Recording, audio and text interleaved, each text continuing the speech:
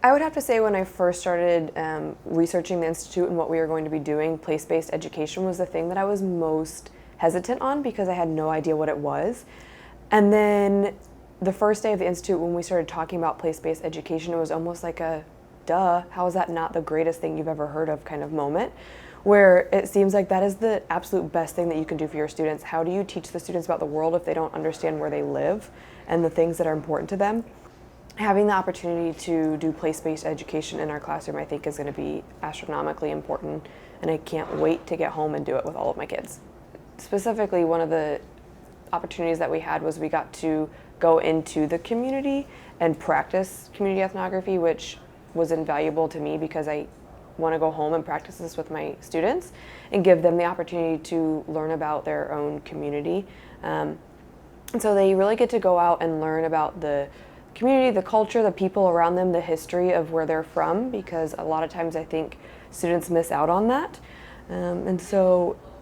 we are giving them the opportunity to not only learn about it, but then teach other people about it and really have an impact on those around them. And I have such a large transient population at my school that we have a lot of people from different cultures, that getting to go learn about that will help them piece together the pieces of their world and help them go out into the world and be global citizens. It's important that they start with themselves, and I always make them identify themselves and who they are, and then look at their family, the community that they live in, the state, and then outside into the world, because that's our goal, is to make citizens who can go out into the world and be successful, not just, selfish little people. So one of, I think, the important pieces of being a teacher is that you practice the things that you're going to ask your students to do. So we had the opportunity to go out into a local town and ask questions and practice community ethnography of a group of people that we are completely unfamiliar with. And as a teacher, I can stand in front of a group of students and talk all day long, but when you are forced to have, face-to-face conversations with other adults, that can sometimes be a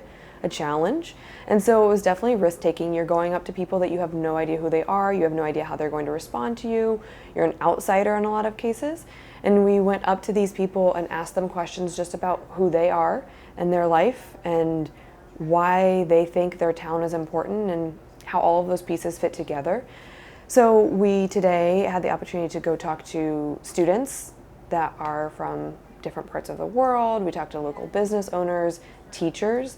people who live in the community, people who work in the community, and got to see how all of those pieces fit together to make this town thrive like it does.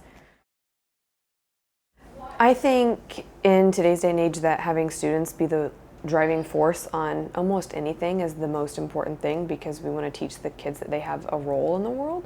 So teaching them that they have the power to go out and do things. So I think that's invaluable when we make sure that we give them those skills, not just expect it out of them. So giving them the opportunity to go out and learn about the people in their area or wherever you're going now is more important than ever, especially when you think about the fact that the people who have these histories in their brains aren't going to be around to share that forever. So you want to gather as much information as you can so that you don't lose that history. And I really had the opportunity to do that today, practice that myself by talking to people who've been in the town for 40, 50 years and ask them about their experiences. And it's things that you wouldn't get from other people who've been there for the last 10, 15 years, because they've seen a different time. So learning about how they've seen that shift over time and how that's impacted who they are as people and the people who come into the town, and that's really important because it won't be there forever.